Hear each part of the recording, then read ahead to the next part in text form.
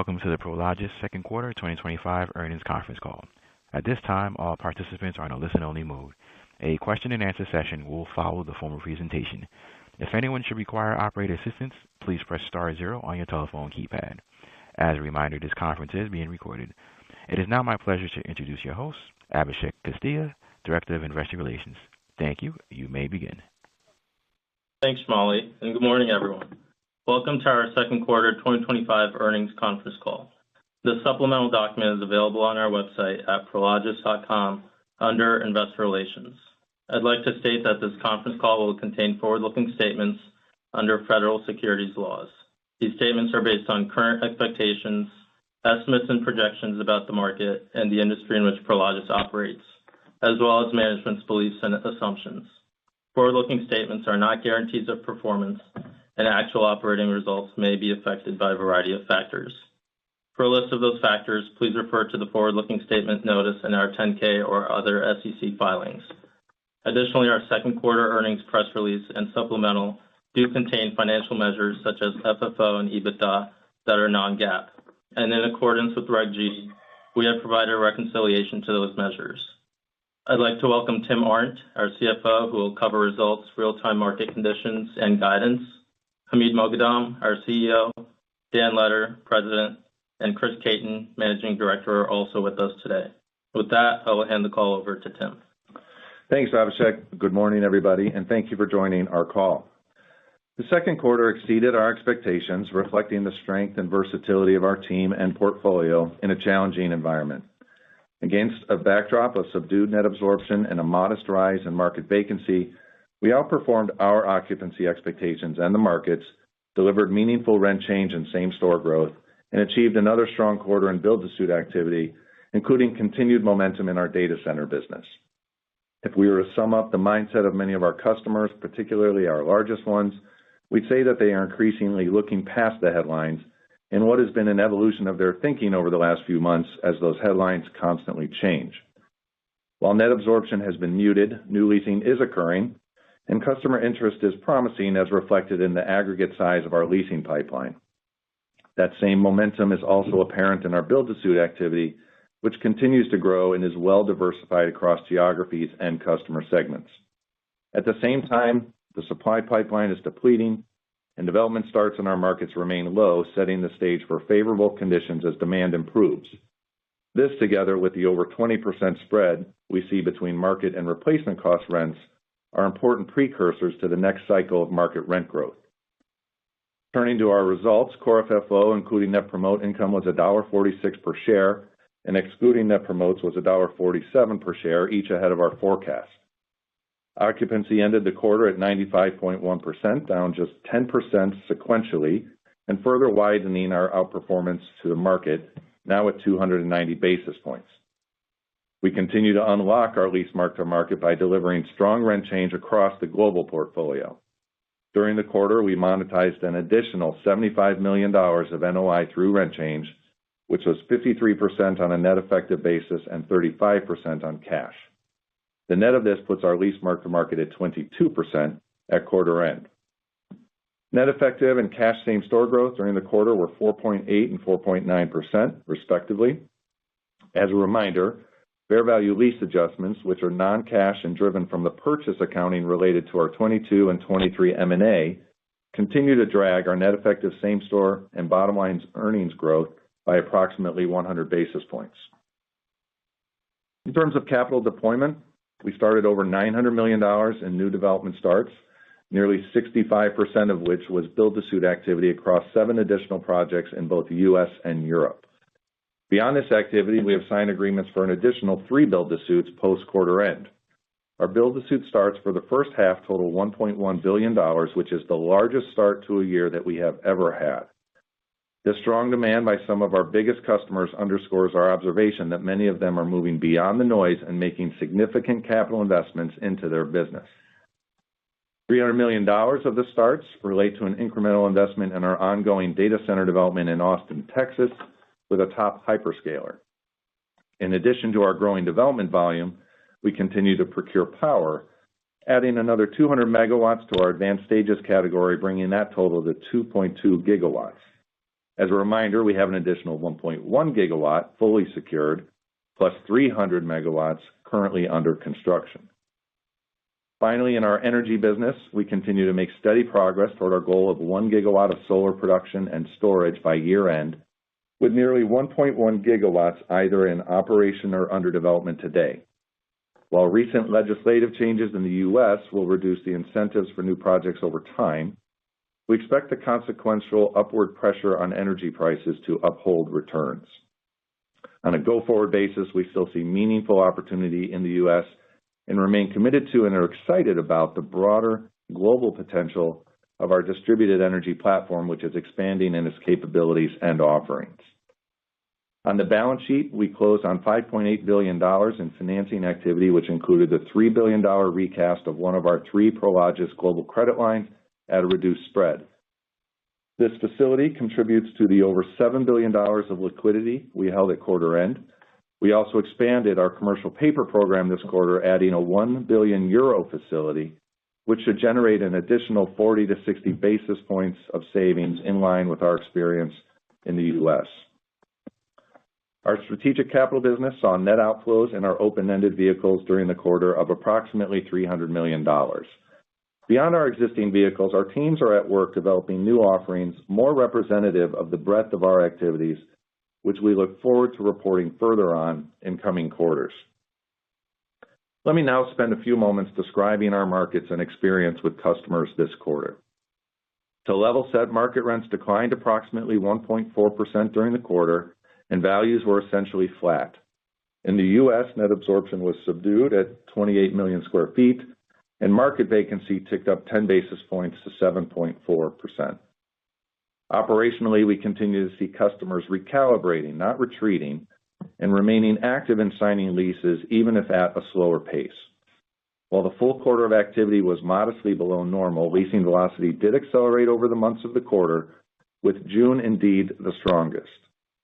As has been the case for some time, renewal activity has been very healthy while new leasing remains slow. We're not surprised by the dynamic given the larger investment and more deliberate nature of new leasing, but we're encouraged by a series of data points across our proprietary metrics and customer dialogue, which suggests that demand is piling up and could improve greatly with some clarity out of policy and the effect it's having on the backdrop. Of those data points, first would be from the sentiment implied by our leasing pipeline, which stands at 130 million square feet, reaching historically high levels in recent weeks. We see it as reflecting both a significant interest and need for space, as well as a lengthening of the time and decision-making, which we expect to see show up in future quarters through longer gestation timing as deals get made. It's also clear that utilization, both of gray space and within 3PL capacity, is rising. Our build-to-suit pipeline remains full, with over 30 projects representing more than 25 million square feet in active dialogue. This level of activity underscores how larger customers, with the resources and scale to think long-term, are being strategic, consolidating operations, and positioning for growth. Finally, our broader customer dialogue simply reflects an emerging bias towards action, summarized well by one prominent user describing the exhaustion of adapting to shifting tariffs, and concluded that they need to just run their business and will, quote, figure out the tariff details when there is some clarity. All told, while we expect conditions to remain choppy over the next few quarters, the market is holding up reasonably well. Looking ahead, consistent policy and settled trade arrangements will certainly help and be a key determinant of the overall pace of net absorption. Turning to guidance, in contrast to the uncertainty we faced in early April, we now see enough stability in the balance of the year to narrow and increase our guidance. Average occupancy at our share will range between 94.75% and 94.25%. Rent change should remain strong through the second half and average in the low to mid-50s for the full year. Same-store NOI growth will range between 3.75% and 4.25% on a net effective basis and 4.25% to 4.75% on a cash basis. We are maintaining our G&A guidance of $450 to $470 million and increasing our strategic capital revenue guidance to a range of $570 to $590 million. In capital deployment, we are largely holding the range for net sources and uses in the year, but increasing guidance within the offsetting categories.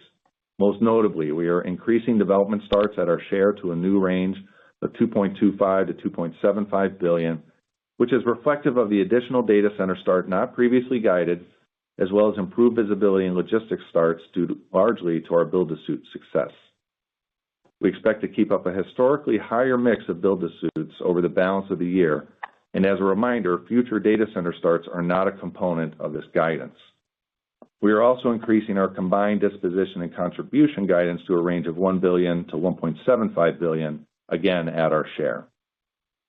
In total, our GAAP earnings guidance calls for a range of $3 to $3.15 per share. Core FFO, including net promote expense, will range between $5.75 and $5.80 per share, while core FFO, excluding net promote expense, will range between $5.80 and $5.85 per share, a 4.5-cent increase from our prior guidance. The higher midpoint is predominantly due to higher NOI and strategic capital revenues. To close, we're encouraged by the steadiness of the quarter and the leading action taken by many of our customers who continue to build out their supply chains amid ongoing macro uncertainty. While headlines remain noisy, the underlying activity in our portfolio reflects a market that is active and moving forward. In that context, well-located logistics real estate has proved to be a strategic asset, especially on our platform. As broader economic uncertainty begins to clear, we remain confident in the long-term trends driving our business. Our strategy is grounded in serving customers at the center of consumption, the constant in all of this, and our team continues to execute at a very high level. With that, I will turn the call over to the operator for your questions. Thank you. We will now be conducting a question-and-answer session. If you would like to ask a question, please press star one on your telephone keypad. A confirmation tone will indicate your line is in the question queue. You may press star two to remove yourself from the queue. For participants using speaker equipment, it may be necessary to pick up the handset before pressing these star keys. To allow everyone a chance to ask a question, we ask all participants in the queue to ask only one question. One moment, please, while we poll for questions. Our first question comes from the line of Ronald Kamdem with Morgan Stanley. Please proceed with your question. Great. Congrats on a strong quarter. I think the release noted that the leasing pipeline had reached historically high levels. So I'd just love to hear a little bit more about just what the post-Liberation Day impact has been, sort of any categories to call out. And then if you could tie that commentary to the decision to increase development starts and acquisitions, how you're feeling about sort of the outlook. Thanks. So the pipeline's promising, even amid some of the subdued decision-making like Tim described. The pipeline's up 19% year on year. One of the hallmarks here is diversity. We see good balance and good growth across different deal stages. So that's both early proposals as well as more mature negotiations. We also see a good balance and growth across different deal types. So that's both renewal and new. And we also see good diversity across different customer industries. So where is some of the differentiation?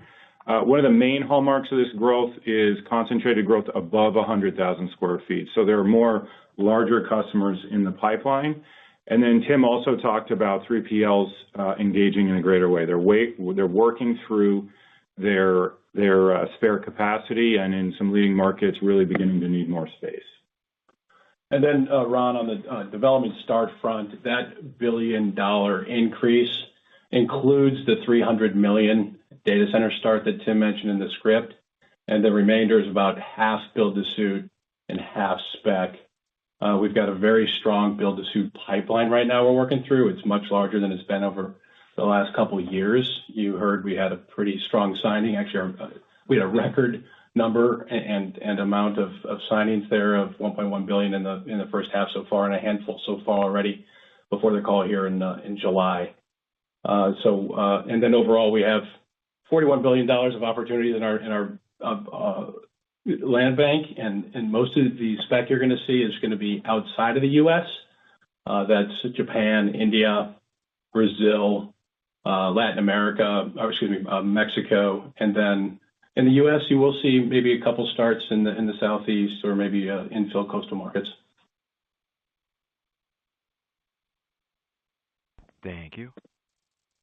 Our next question comes from the line of Steve Sakwa with Evercore ISI. Please proceed with your question. Yeah, thanks. Good morning. Tim or Hamid, I don't know if you could provide just maybe a little bit more color on sort of the cadence of leasing. I realize April was kind of a dark time when you guys reported Q1, but could you maybe give us a sense of just the pace of leasing, kind of just trying to think kind of 1Q into then kind of the April, May, June, and, you know, what did that exit velocity look like in June heading into July? Yes, Steve, this is Dan. I'll start and maybe get some color from one of the other guys here. But if we take you back to 90 days ago, on the call, we actually talked about volume being 20% down from normal. This was 2 weeks after April 2nd and the tariff surprises. So call that maximum uncertainty time. And we actually quoted that number to highlight how much volume was actually happening despite the tariff surprises. Unfortunately, I think that did create some confusion. And that's not a stat that we're going to continue to give. Looking at too short of a duration over a quarter is not really indicative of a trend. What we saw happen throughout the rest of the quarter was acceleration through May and June, and then the quarter ended up only down about 10% from normal. And so just in terms of what we're seeing over the last couple of weeks, Tim shared the color in his remarks. And so we really try to zoom out and look at a wider range of metrics. So it is lease signings, like you asked.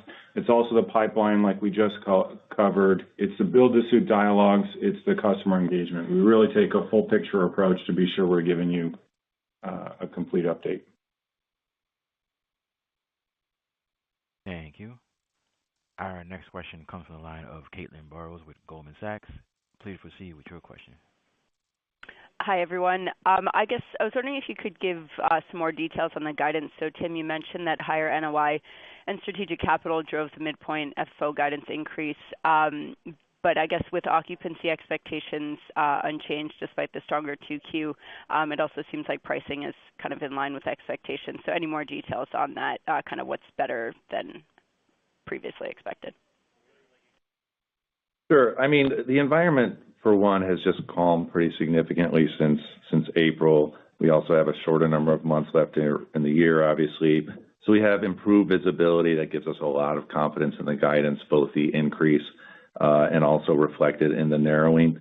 I referred to some outperformance in the quarter. If you recall back to April, we also cited outperformance there, even though, you know, we opted to leave guidance in place at that time, given the headline. So a few of those pennies are permanent to the year, is the point there.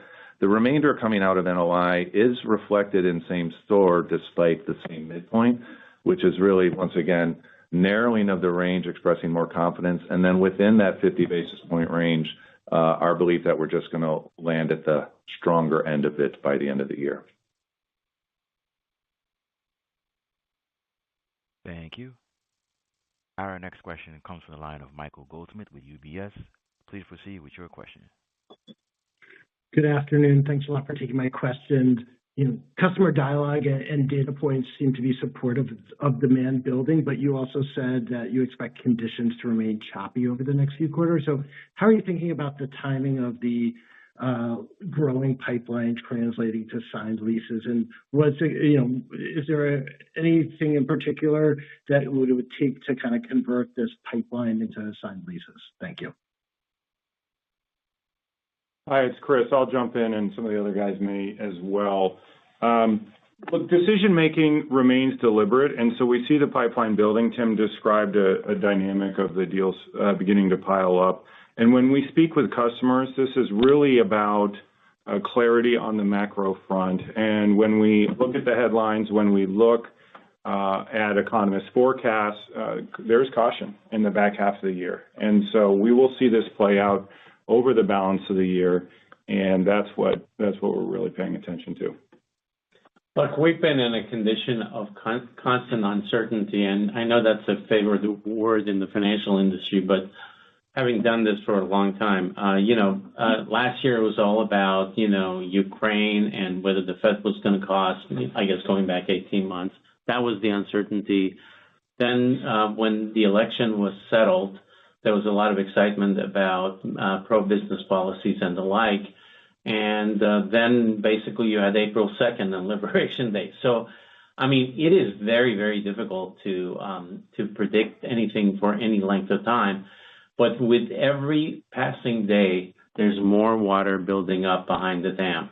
And we're seeing evidence of this with the largest customers. They just can't basically go to sleep without taking more space. So that's what you're seeing is their ability to defer is getting reduced with every passing day. Thank you. Our next question comes from the line of Tom Catherwood with BTIG. Please proceed with your question. Thank you, and good afternoon, everybody. Maybe Tim or Chris, hoping you could help us square up the leading indicators. Space utilization is moving higher and proposals are up. Lease gestation is down, but the IBI activity index dropped to the lowest level since the first quarter of 23. What is driving the bifurcation between these metrics, and kind of how should we think of them as an indicator going forward? Yeah, you do need to take a sort of full picture view of all these different metrics, and given the volatility Hamid just described, they're each going to depict different things. And also, please keep in mind, some are retrospective and some are prospective. And so you ask after some of our customer survey data that you see in the supplemental there, I think they're doing a good job of describing the landscape.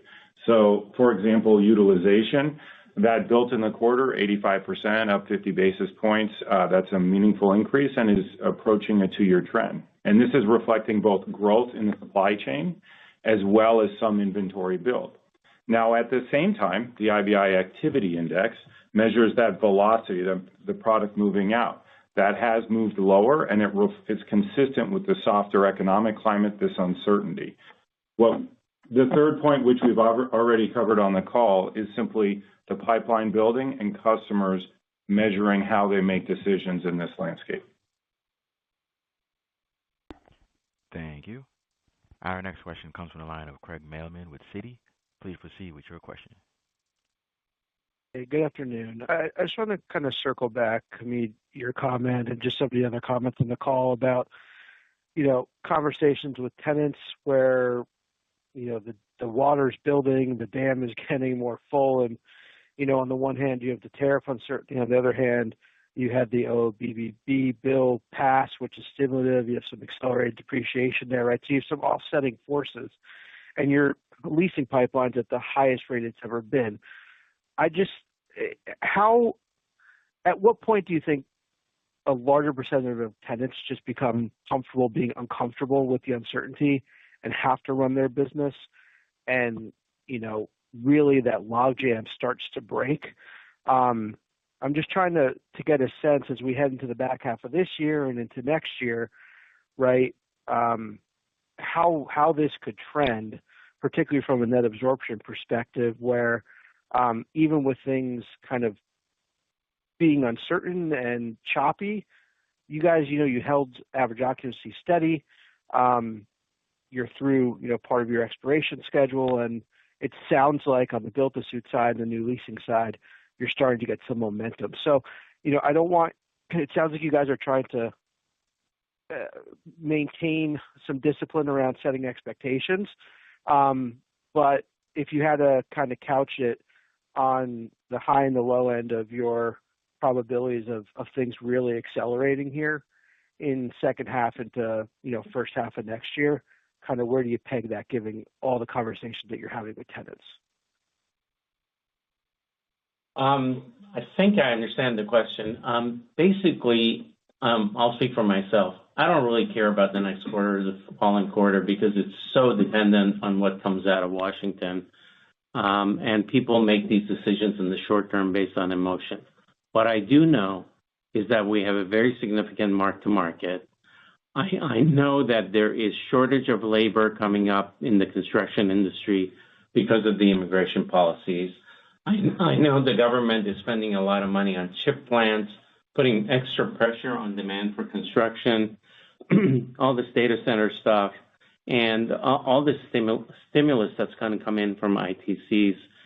So to make a long story short, I'm very comfortable when we take 2, 3, 4 years out given the escalation in replacement cost. And, rates are not going to go through the floor. So the rates times replacement cost gives you the rents that you expect in the long term. But I don't know what the path to that will be over the next quarter or two. It's just not the way we run our business. And maybe you guys are giving us more credit about having that clarity than we deserve. So feel great about the business. I think every bit of business that's delayed is going to translate to more business in the future. And one other concept I'll throw out at you, and those of you who've been listening to us for probably too long have heard this. In good markets, people are 10 to 15% more optimistic. In markets that are choppy or risky, they're 10 to 15% more pessimistic. That's a 30% swing. That immediately goes the other direction when two tenants compete for the same space and one of them loses out and then loses out again. So FOMO is a big factor about people's confidence to move on. And generally I've found that people take more comfort in being among other people making the same sort of decision than being somewhat contrary. So equally long answer to your question, but there you have it. Thank you. Our next question comes from the line of Ki Bin Kim with Truist Securities. Please proceed with your question. Thank you. Good morning. In regards to the 136 million square feet of leasing proposals, I was wondering if you can provide some more color around it. For example, like how much of that is renewal versus net incremental demand? And historically, what has your conversion rate been in this kind of proposal basket? And ultimately, I'm just trying to gauge, going back to the building level of water behind the dam, how much that could actually net impact Prologis going forward. So let me give you a perspective, and then the other guys can throw in the more specifics around it. I think of leasing as having three components. One is renewal leasing, and that tends to be very, very strong in times of higher uncertainty because the best, easiest decision to do is to make do with what you have and just kick the can down the road until you really have to make a decision. So that part of our business is much stronger than normal. Then there is new leasing, which is somebody all of a sudden deciding that they need more space because they didn't think about it 2 years later to go after a build-to-suit, 2 years earlier to go after a build-to-suit. And that business is slower than normal, for sure. Because if every time you move, you got to buy new equipment, new racking, refitting your space, probably hiring some new employees. It's a very expensive proposition.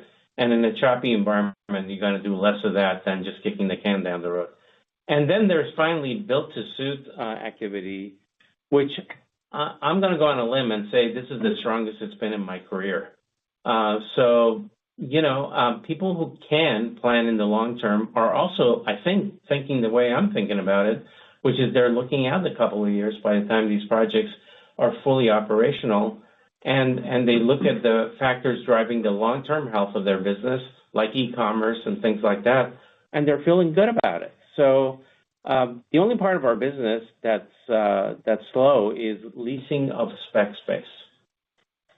Hey, it's Chris. I'll just jump in on some of the details. And I'd also point you to my earlier remarks on the pipeline, talking about it's up 19% and there's really good balance. And so the growth rates are sort of similar across multiple of these metrics, whether it's new versus renew, whether it's early proposals versus mature negotiations. I talked about size being a difference. That's one area where larger deals just take longer to come together. And so you're going to see that represent an outsized share. That doesn't take anything away from the fact that the larger scale requirements are the things that are really lifting the market today. Well, the build-to-suit market. Yes. Thank you. Our next question comes from the line of Vikram Malhotra with Mizuho. Please proceed with your question. Thanks for taking the question. Good afternoon. Maybe just, Chris, just stepping back, I understand sort of quarter to quarter stuff, but just looking out sort of 2-3 years with, call it 7.5% vacancy, the choppiness you've referenced.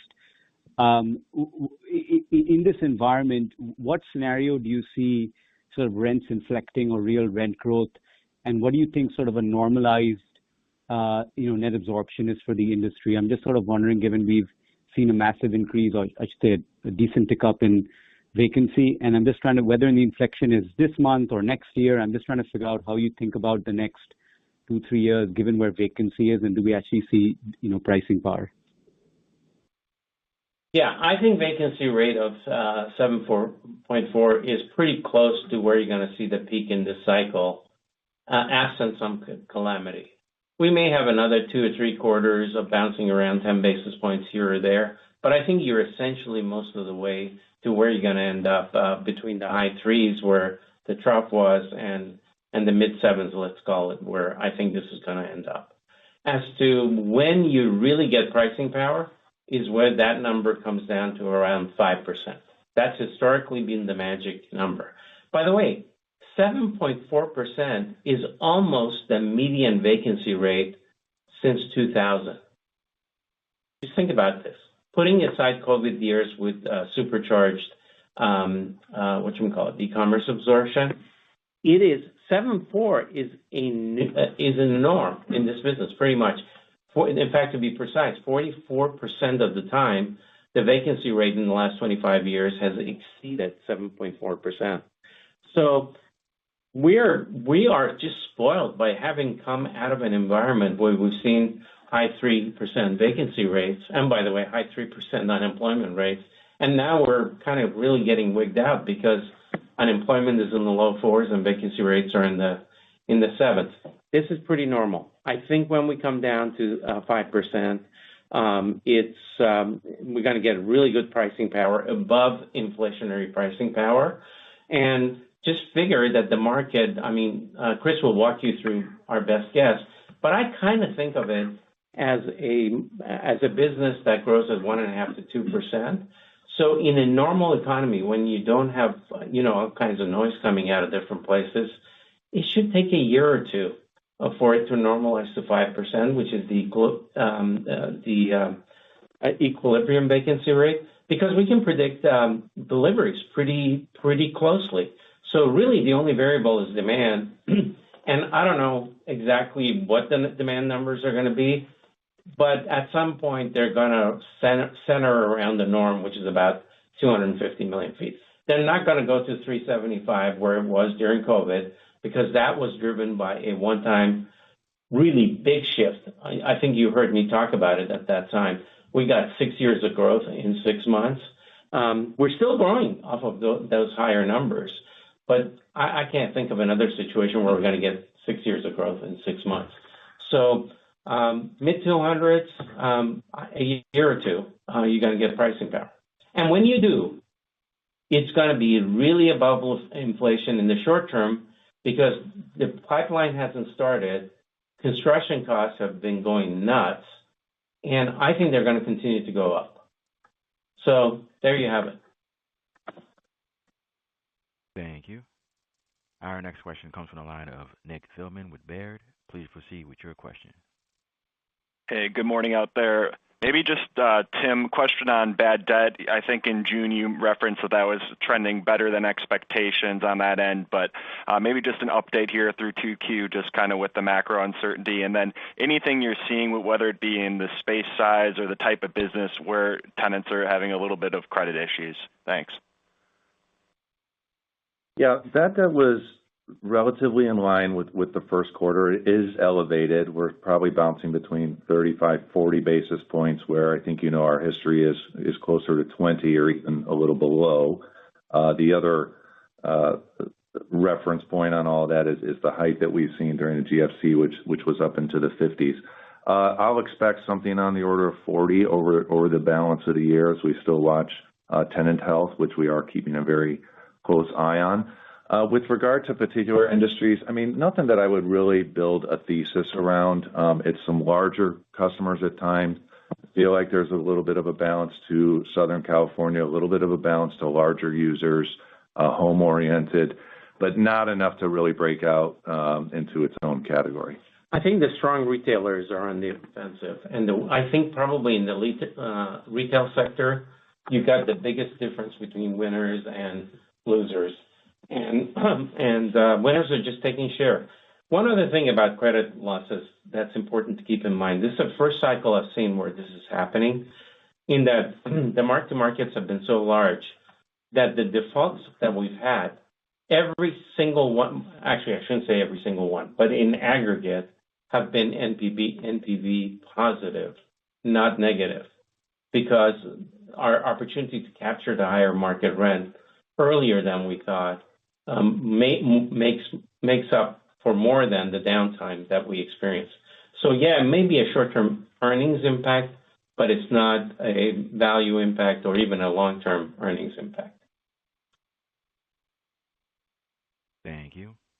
Our next question comes from the line of Blaine Heck with Wells Fargo. Please proceed with your question. Great, thanks. Hamid, I thought your answer to Craig's question earlier was helpful. Hopefully I got this right, that you talked about the differential between those markets where tenants are comfortable and those that are choppy, and how FOMO can change that very quickly. I guess, are there any specific geographical markets that you think could flip most significantly from being choppy to getting more competitive, and maybe how quickly that could happen? I think Chris is going to give you the names, but by definition, it's the markets that have strong long-term fundamentals and have taken the biggest hit in the short term, i.e. Southern California. Because a lot of people kind of like 2 quarters ago thought Southern California was going to fall into the ocean and everybody was going to go out of business. So there was very little FOMO, whatever the opposite of FOMO was. There was a lot of that. And I think once a couple people start losing deals in Southern California and they see the stuff coming through the ports, ain't going to come from Kansas, I can tell you that. It may not come from China, but it's going to come from somewhere else. I don't mean to pick on Kansas. But I think as soon as they see that, then lose a couple of deals, I think you'll see that market bounce, because it's bouncing off of an exaggerated bottom. So by definition, that would be a big bounce. Chris, do you want to add? I think maybe another part of this question is, what are the really good markets today? So excellent. Yeah, no, I'd underline the point that we see secular outperformance in these high barrier geographies, and they can really move quickly. What are the outperforming, what are the underperforming geographies? Well, for sure, international is the theme, whether it's Europe, whether it's Latin America, in particular, the consumption centers there, like a Mexico City and a Sao Paulo. And then turning to the United States, we've had this. Those being good, thank you, yes. And we'll, in some cases, already are doing this hockey stick, for example, in Brazil, favorable hockey stick. In the United States, we still are going through this transition period, this sort of post-pandemic normalization, where the interior markets outperformed last year, remains a trend this year. But what's changing are a couple of things. Number one, not all coastal markets are created equal. So SoCal is weak, but Southern Florida, Washington, D.C. are examples of greater resilience.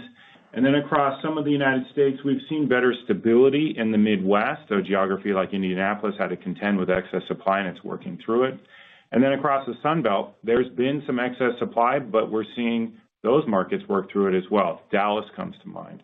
The leading submarkets there are really firming. So you're starting to see transition across a range of markets. I think Houston and Nashville are pretty strong. Absolutely. I left those out. Houston, Nashville, Atlanta. Thank you. Our next question comes from the line of Mike Mueller with J.P. Morgan. Please proceed with your question. Yeah, hi. I guess sticking with markets, do you think any tariff dynamics will cause you to pivot back to some of the regional markets that you sold out of, following the A&B merger? Ever? Probably. But the one that we did come back to, I'm not sure was a great idea, to be perfectly frank with you, which was Savannah. And we kind of ended up back in there with the merger. It wasn't a conscious decision.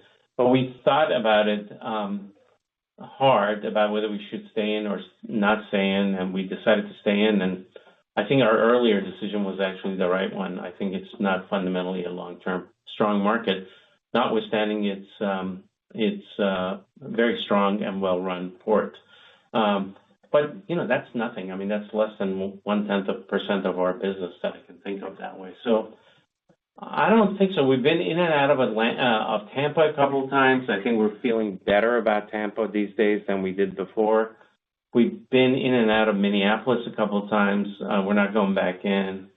Dan, what do you think? No, I think we're in 31 markets in the United States. We're in about 75 consumption centers globally.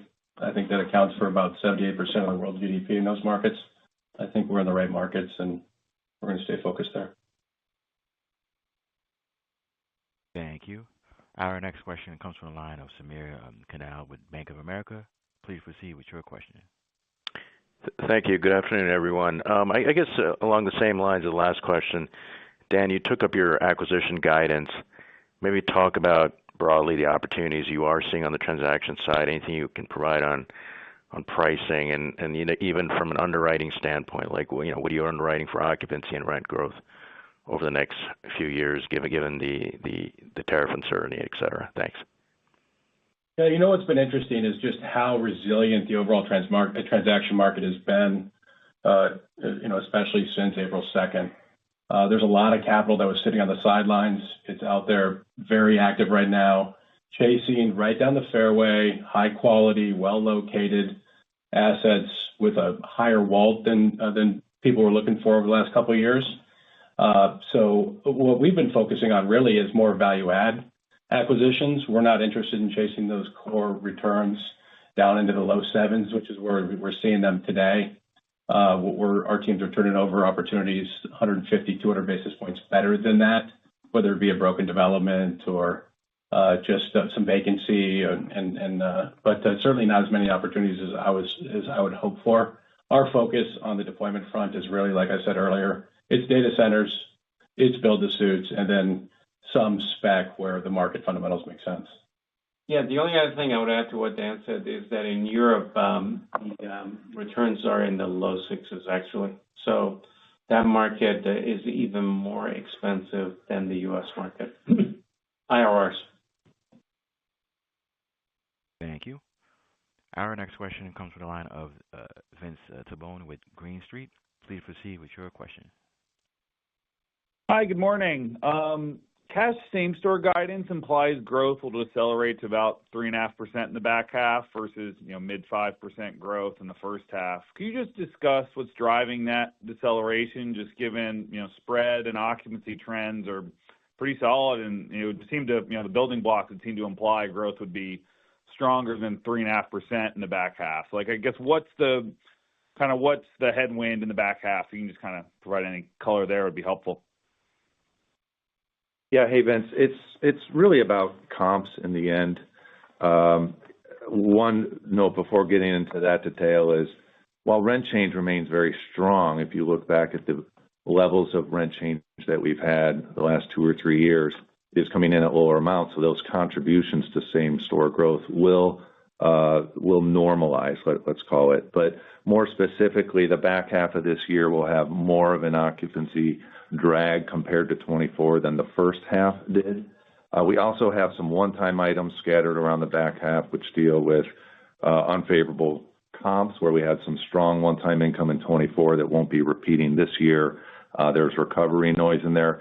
So it's actually a reason I would encourage you. I understand the analysis you performed, but you do need to widen out to a full year most times to get a full picture, and I would point you to our guidance there.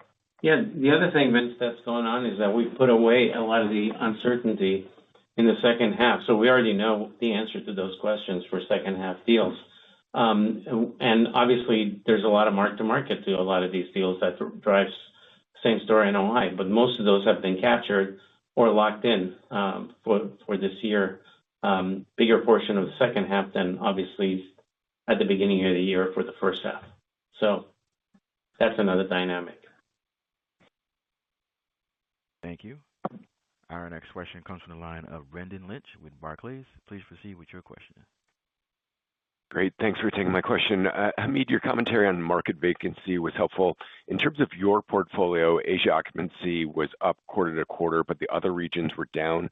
Can you update us on your expectations for a second half inflection in occupancy and any considerations for the specific regions? Well, China's definitely, I think, past bottom and is getting better. And yeah, the numbers there can move around a lot because occupancy, I don't actually know exactly what it is, but probably has a high 8, low 9, depending on the market you look at. So there's the biggest opportunity for pickup there, and it's been in the dumps for the last 3 years. Japan is much more stable and predictable, but China's had moved down quite a bit. The point is the China numbers don't actually move our numbers because of our share. So, but that market I'm feeling better about. Yeah, Hamid's point, I'll just pile on, is also the same point that it's small is also a reason that its occupancy can appear a bit more volatile, and we've had some good success this last quarter getting chunks of the portfolio leased up, and that describes its increase. Thank you. Our next question comes from the line of John Peterson with Jefferies. Please proceed with your question. Oh, great. Thank you. Maybe a slightly different topic here, but as we see more automation in warehouses, I understand that this requires more power than legacy warehouse use cases. So can you talk about how prevalent those higher power demands are in just space demands today and how you guys are managing it in this power-constrained environment, as you guys know from your data center business? Well, the number that I carry around in my head that's approximately correct is that it's the power demands of a regular warehouse, not a temperature-controlled warehouse, are about 5 kilowatt hours per square foot. And we think with full automation and EV charging of forklifts and maybe some light trucks, over time that can get to 25. So that's a pretty significant 5x type of increase. Everybody talks about data centers being an issue, a demand on the load of the system, but automation, as you point out, is going to be also a very big driver. And yeah, I know the EV business is kind of slow these days, and policy has changed quite a bit. But look at the rest of the world. That business is growing very rapidly everywhere else, just not here because of policy. So that's a third leg of that demand driver, if you will. So I think everything points to the price of electricity going up and the utilization of electricity increasing in pretty much everything. And maybe I'll pile on here. We're way in front of this. We've actually launched a new behind-the-meter energy generation solution. This is actually stemming from the expertise that we've gained through this mobility business with microgrids, actually. So this is not a revenue-generating business yet. We've got a big pipeline, and it's a very strategic growth area for us. It's really bridging the gap as the utility continues to struggle through exactly what Hamid just described here, which is keeping up with the demand for both logistics and data centers. Thank you. Our next question comes from the line of Nicholas Yulico with Scotiabank. Please proceed with your question. Hi, this is Greg McGinnis on with Nick. We're just hoping to dig a bit more into the source of demand that you're seeing. Who are the end users right now? How does that compare to the last few years of demand? And on the build-to-suit side, is that a similar makeup of tenant demand? And why do you think they're choosing build-to-suit over currently vacant space? Hi, it's Chris. I'll jump in. I think Dan will have some remarks as well. As I look across customers that are active, the hallmark here is diversity. There are a couple of categories we've been talking about that, though, are part of this demand growth, this demand acceleration. Things we've been talking about, like basic daily needs, so think food and beverage. We've also been talking about the importance of e-commerce and the retailers taking share. And then we are seeing increased incidents of sort of light manufacturing, light assembly requirements. Those are the sort of obvious drivers we've been talking about in the past. Less obvious, we've had very active dialogue and leasing with auto customers, which might surprise you. It's more on the spare parts or the replacement parts and tire side of the business as consumers maintain an aging vehicle fleet. And then I already discussed looking at different companies, the 3PL component is beginning to work or has begun to work through that spare capacity and is beginning to need more space. And as the makeup of the build-to-suit pipeline and what we've signed this year, these are large customers. These are Fortune 500 customers that can see through the short-term noise, and they're making long-term decisions. The buildings themselves are actually all pretty big. We're seeing them really focus on large buildings, even, million, 1.5 million plus. And there's not a lot of spec sitting out on the market for buildings of that size. And then, of course, it becomes locational. There may be vacancy in one side of the country, and then they need to be in other locations. So we're finding our 14,000 acres of land that we own or control is a differentiator for us there. And we're capitalizing and taking our more than our fair share. Thank you. Our next question comes from the line of AJ Peak with KeyBanc Capital Markets, Inc. Please proceed with your question. Hi, it's Todd with AJ. Question for you, Tim. You mentioned net absorption was 28 million square feet in the quarter. I think that compared to 21 million square feet in the first quarter, so 49 million so far in the first half. Do you have an updated view for the full year? And then, Dan, on the 3PLs, can you provide a little bit more detail about 3PL leasing activity in the quarter and comment how you see leasing demand trending for 3PLs going forward in the near term? You've got your numbers right. So year-to-date net absorption is 49 million square feet. Let's pause and reflect. That's a really good result given the uncertainty that's played through the marketplace over the last 6 months. Now, as we talked about in the back half of the year, it's prudent to monitor that uncertainty, that macro caution. And so I think full year numbers should land in the 75 to 100 million square feet range. Yeah, then on the 3PL front, we are hearing from our customers, and we're seeing in the pipeline that they're making their way through this gray space and looking for incremental space. We're seeing this mostly from the larger 3PLs. Many of them are unfazed by all the noise in the macro picture, but we're definitely hearing the confidence, and we're seeing that pipeline grow.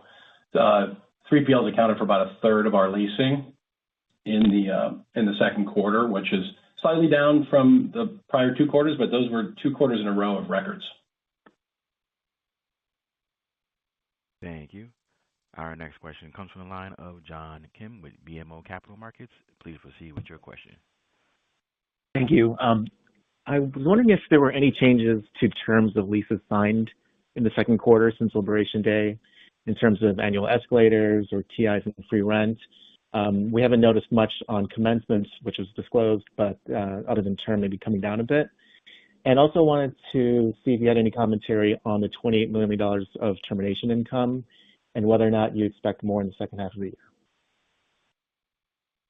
Sure. With regard to terms, I mean, if you see the lease terms provided in the supplemental, you'll see a lower number there in the context of months. That's mostly a reflection of mix because if you look above there, you'll see a lighter volume of development leasing in there. I haven't seen anything abnormal develop with regard to overall lease term length. We've been saying that concessions are normalizing, which does continue, and you also see that reflected in the materials this morning.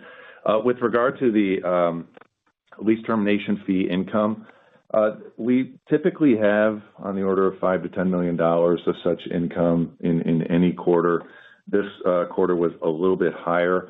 I would remind you, as you're looking at an item like that, you're seeing one side of it. What you don't see is there's resulting vacancy, clearly, which winds up impacting the balance of the year. Those kinds of knock-on effects are all reflected in our guidance. So that was an unusually high item in the quarter. It was forecasted and contemplated in our previous guidance. And so everything with regard to same store and earnings will be in good shape for the balance of the year. Yeah, and those payments are exactly what I was talking about in comparison to any downtime that we may experience through tenant defaults and all that. So that number, unlike other cycles, I think is going to continue to be positive in a good way. Thank you. And our last question comes from the line of Jamie Feldman with Wells Fargo. Please proceed with your question. Great. Thank you for taking the question. Hamid, you listed a long list of fears, prior fears over the last 18 months or so that have gone away.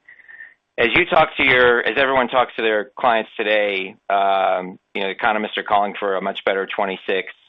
What do you think the key overhangs are on decision making and just people getting more aggressive? You had mentioned kind of the dam and water building up behind the dam.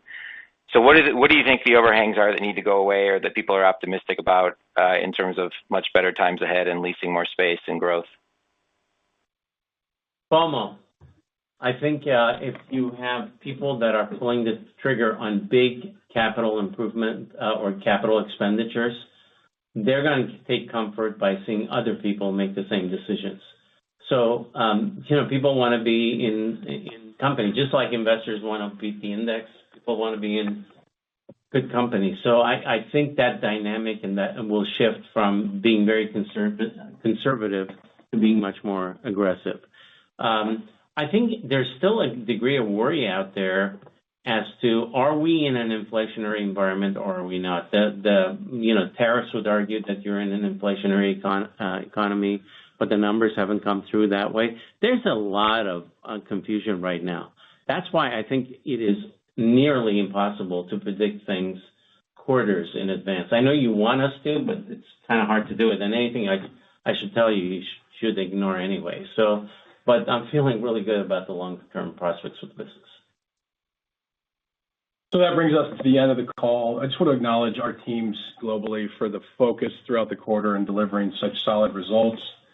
Thank you all for joining the call today, and we'll talk to you all very soon. Thank you. And this does conclude today's conference, and you may disconnect your line at this time. We thank you for your participation. You may now disconnect your line.